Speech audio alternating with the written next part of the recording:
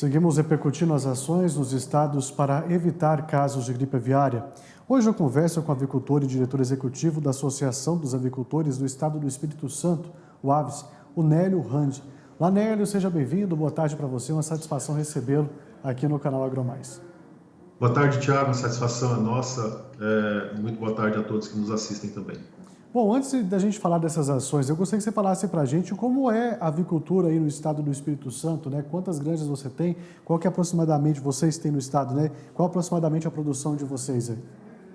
O Espírito Santo é característico principalmente pela produção de ovos, né? De galinha, tanto de galinha quanto de codornas, né? Para vocês terem uma ideia, a produção de ovos aí do Espírito Santo corresponde a quase 9% da produção nacional. E também a produção de frangos, né, que nós temos as integradoras aí que produzem aí mensalmente cerca de 12 mil toneladas de frango que são distribuídos para o mercado interno, né, para alguns estados brasileiros e também alguma coisa para exportação. Então esse é o conjunto que estrutura hoje a avicultura do Espírito Santo em torno de 250 produtores integrados que existem hoje no estado. Tá certo. Agora conta pra gente então também aí, Nélio, como está essa questão das ações, né? Quais as ações estão sendo feitas aí no estado para conter, né, claro, para a gente evitar que essa gripe aviária chegue por aqui. Eu estou acompanhando, né, de perto todos os estados, já conversei com Goiás, Rio Grande do Sul, Santa Catarina, Paraná, e graças a Deus nós estamos livres aí dessa doença e eu sou muito otimista, acredito que nós vamos continuar assim, viu, Nélio? Mas tudo isso depende das ações que vocês, avicultores, estão fazendo. Como é que está aí no estado? Pois é, Thiago, são ações que estão sendo tomadas de forma conjunta, né, o setor privado com o poder público, né, principalmente os órgãos oficiais a nível federal, o Ministério da Agricultura e nos estados, né, as agências de defesa agropecuária, né. O setor está trabalhando já há muito tempo, há muitos anos, em relação às prevenções, quer dizer, o Programa Nacional de Sanidade Avícola, que já existe desde 94, né, estabeleceu para os estabelecimentos avícolas ou as granjas, né, critérios para a produção, né. Em suma, são situações, né, são meios que o produtor precisa trabalhar na sua granja para proteger o plantel, né. Para você ter uma ideia, os estabelecimentos avícolas que são registrados junto ao Ministério da Agricultura, ele precisa possuir cerca contra pássaro, desinfecção de veículos que entram no estabelecimento avícola, o controle de pessoas, o telamento de granjas para que possa evitar a entrada de animais, principalmente pássaros de fora. Então, o que está se fazendo neste momento é redobrando a atenção e esses controles também sendo redobrados para que realmente as granjas possam estar blindadas, que as granjas possam estar fechadas para que não ocorra nenhuma incidência da doença, seja por contato com outros animais, né? Talvez aí o risco vindo pelos animais silvestres ou até a entrada de pessoas que estejam transportando no calçado, na roupa, algum vírus que possa prejudicar o plantel. Então, esse cuidado, esse controle que vem sendo já rigoroso há muitos anos já, ele agora está sendo redobrado a atenção. E um trabalho muito forte, enfatizo novamente, do poder público junto com o privado, que estão tomando essas medidas nos últimos anos e agora com a aproximação da enfermidade da América e do Sul, também fazendo essa atenção redobrada.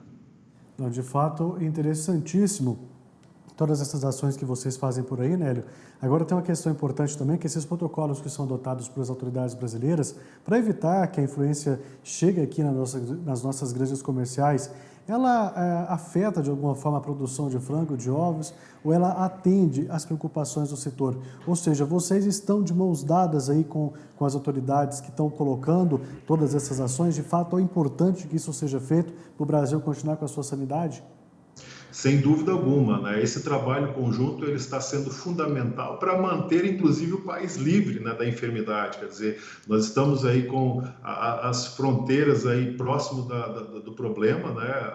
O mais próximo aí a 180 quilômetros, até onde nós temos informação, e as medidas que estão sendo tomadas, né, nós julgamos que elas estão protegendo o país em função desse trabalho conjunto. Então, atende sim. Obviamente que tem sempre ajustes a serem feitos, atualizações a serem feitas, né? Aqui no estado do Espírito Santo, por exemplo, nós temos um contato muito próximo com o Instituto de Defesa Agropecuária e Florestal, que é o IDAF, a Superintendência do Ministério da Agricultura também, e sempre rastreamos essas situações que precisam receber melhorias, que precisam ser atualizadas, né? Mas nós vemos, né, e sempre dizemos que esse trabalho conjunto tem atendido sim as medidas, e digo novamente, tanto que nós estamos mantendo, né, conseguindo manter o país livre dessa enfermidade, né, que é claro, ela pode entrar por vias também que não estão no nosso alcance, que seria pela parte das aves migratórias, né? Fato muito bom todas essas medidas. Agora, para a gente encerrar, Nélio, você também segue otimista que vai ficar bem longe aqui do Brasil essa gripe aviária? Otimista nós sempre somos, Thiago, nós precisamos ter esse otimismo, mas também precisamos ser realistas, né? De que realmente nós estamos muito próximo da enfermidade, né? Da influenza aviária. Tanto que o setor privado, junto com o poder público novamente, estão tomando medidas, inclusive imaginando um cenário que possa haver a enfermidade no país. Quer dizer, nós não podemos relaxar nesse momento, nós precisamos continuar redobrando a atenção, né? O setor está realmente fechando as granjas, né? A população também está sendo informada do que pode fazer se encontrar, por exemplo, um animal, uma ave silvestre, um animal que esteja com sintomas que possam, mesmo que sejam parecidas com a influenza aviária, mas que ele notifique também o órgão estadual, né, para que ele possa fazer o levantamento, né, desse animal, né? Enfim, nós estamos trabalhando todas as orientações preventivas, redobrando a atenção, mas o setor também considera que precisa ficar atento e, inclusive, trabalhar as ações antecipadas caso a doença venha, para que possa também combatê-la rapidamente, para que o foco onde quer que ele ocorra, ele possa ser combatido de uma maneira muito eficaz, para que possa garantir a continuidade do mercado, a continuidade da produção avícola no Brasil e possa continuar sendo fornecido carne de frango para a população, ovos, né? E também o mercado externo que é atendido pelo setor brasileiro. E uma coisa muito importante que precisa se dizer, tá, Thiago? Não há risco para a população, né? Por exemplo, se vier a consumir alguma carne que possa ser proveniente de uma ave infectada, né? Isso não tem problema. É claro que se isso ocorrer no país, esses animais eles serão todos isolados no foco e serão sacrificados. Mas não existe esse problema e tampouco também muito difícil de ocorrer a transmissão de um animal para o ser humano, né, que isso ocorre em situações de muita proximidade com os animais, né, embora também, né, quem lide nas granjas também faça o uso dos EPIs e tenha o cuidado também redobrado se tiver que lidar com um tipo de situação dessa natureza. Com certeza, né? Eu quero agradecer muito a sua participação aqui com a gente, viu, Nélio? Muito obrigado mais uma vez. Sempre bom falar com vocês. Nosso abraço a todos os produtores capixabas. A gente segue torcendo para que essa gripe fique bem longe daqui. Muito obrigado e até a próxima. Até a próxima, estamos sempre à disposição.